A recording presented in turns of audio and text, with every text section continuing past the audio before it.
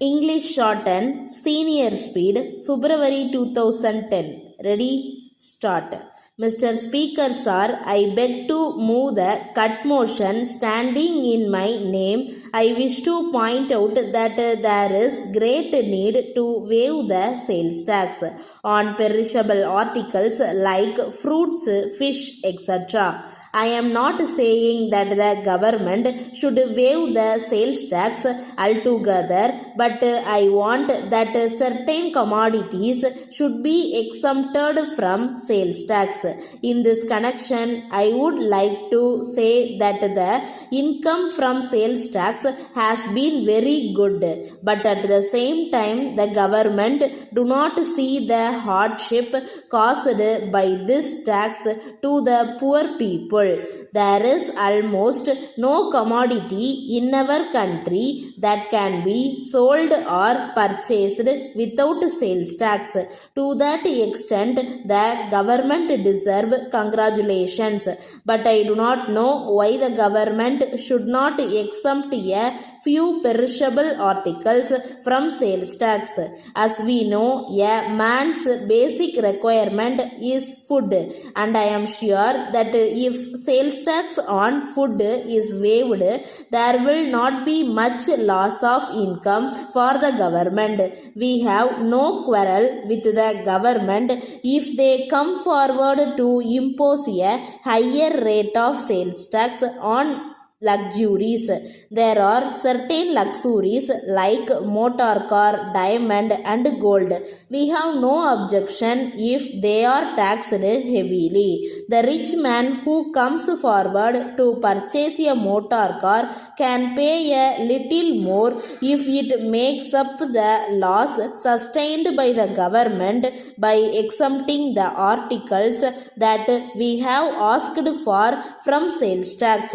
So the policy of the government must be to tax the rich more and to tax the poor less. Then I would like to touch upon the hardship caused to the merchants by the imposition of multi-point sales tax. The government have not accepted our suggestion that there should be no multi-point sales tax, and they have failed to rectify the mistakes that are pointed out by us. The whole process of taxation goes on from the wholesaler to the retailer and from the retailer to the consumer. If this is the state of affairs, the government can easily imagine the amount of hardship caused to the people. The government may come to the conclusion that at every stage of these transactions they get some income so far as the finances of the government are concerned. It may be a sound principle, but the government must also consider how much the people are affected. Sound canons of public finance lay down that any tax must be so collected that the people who pay the taxes do not feel any hardship.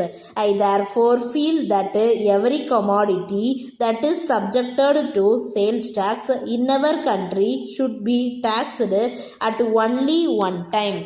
The finance minister was bleeding yesterday that if the officials were not vigilant enough to see that the commodity was taxed at the first point, it was likely to be brought to the consumer without being taxed.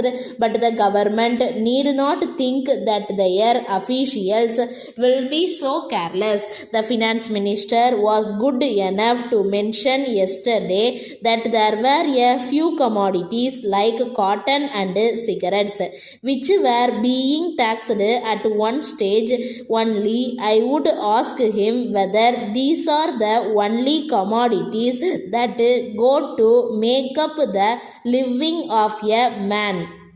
There are many other commodities which are necessary for the mere existence of man. They must therefore be exempted from sales tax.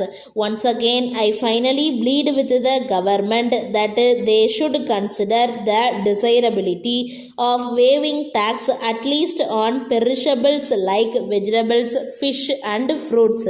Letter from Raghu and Company, Bangalore to Messrs. Rao and Company, Madurai. Dear Sirs, we thank you for your order number 12 dated the 3rd August for transmission belts of various sizes.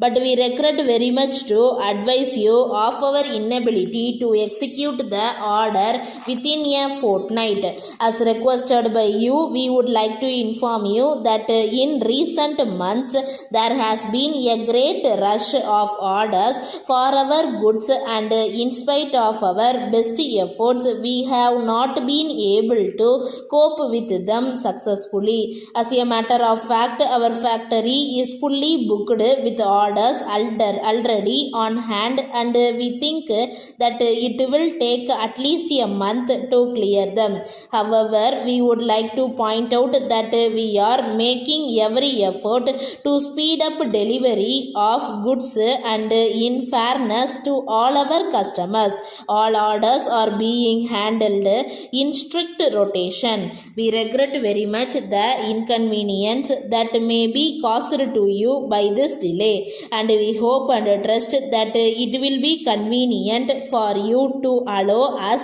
this extension of time in the special circumstances that we have explained above. We have great pleasure in informing you that we have already booked your order provisionally, but we would be grateful if you confirm your order on the revised condition. We assure you of our best attention at all times. Yours faithfully. Stop.